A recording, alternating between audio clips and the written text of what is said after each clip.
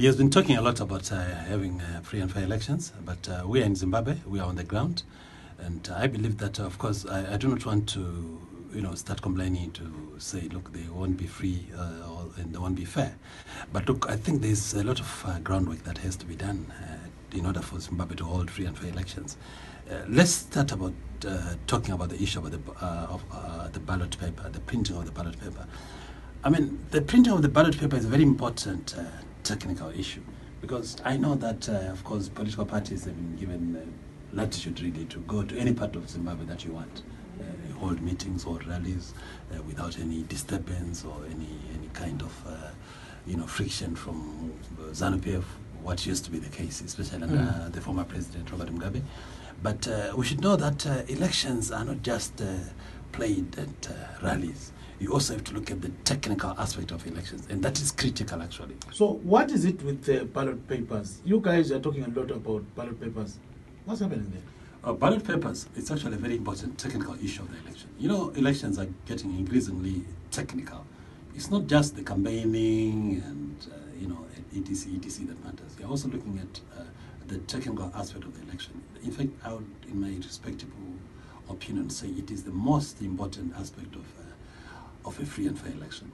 A ballot paper obviously has to be an authentic ballot paper, in the sense that we have to know which company or which companies are printing the ballot papers.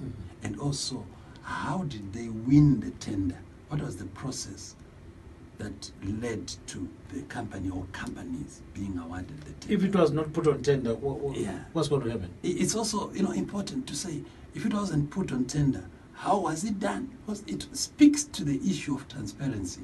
It speaks to the issue of accountability. If you are going to say ZEC just woke up one morning and then chose company X to do the printing, then the very first question I would ask is, why did you choose company X to do the printing? If they decided, let's say, as a hypothetical example, if they decided to go for Zimbabwe printers or Fidelity printers, what are you going to do with it? No, I don't really want to be hypothetical as such, Gibbs, because I want to give ZEC the benefit of the doubt. Because ZEC are constitutionally mandated with the responsibility of running a free and fair election. So at the end of the day, the buck stops with the Zimbabwe Electoral Commission. And they should be able to, at the end of the day, deliver an election that is beyond contestation, an election that is free and fair, an election that is legitimate. So they will then have to say to all stakeholders, and we as opposition political parties are a major stakeholder in the electoral process. We should be able to be satisfied and indeed to be happy, to say we are happy with the process that was used in choosing the company or companies, if there are more than one, that were given the tender or the contract to print ballot. So if the ballot papers are proven to be printed by the people that you want, or people that you know that they were selected in a proper way, is that it? No, it doesn't end there. It doesn't end there. We also have to look at the laws to say how many ballot papers are going to be printed.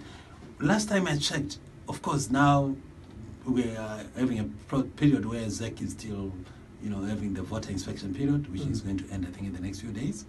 So at the end of the day, we don't know exactly how many people are going to appear on the national voters roll, because last time they were saying already about 5,000 of the people who had registered, 5 million, had actually died between the time they registered in this period.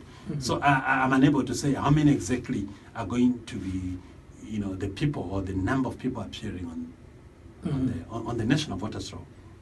But be that as it may, we are saying ZEC should be able to take everybody on board, all stakeholders on board, each step of the way. Because the moment that they do some other things nicodemously or clandestinely, it will then raise a lot of issues around the legitimacy of an election. I'll go back to the issue of the ballot paper. We have to know what quality of paper is being used. And we also have to know, like I've said, some security features. Security features, because look, this is the also ICT. And then absolutely. Yeah. Even here in the US, there are people who print fake US dollar notes. So we are saying, what are the security features on the ballot paper? And we should also be able then to have our own technical experts, ICT experts, to inspect that paper, to validate the authenticity of the security features. Because these are technical issues. I'm a politician. I'm not a computer expert. There are certain issues that can only be done by experts. Those people will then be able to advise us to say, look, we've tested this paper. It's a foolproof paper. It cannot be tampered with. Because we are hearing stories about papers that would have you put an X on Gutu, and then after 2-3 hours it fades away and it appears on Gibbs. So we've had all sorts of stories. Yeah. So all we are saying is we have to remove all those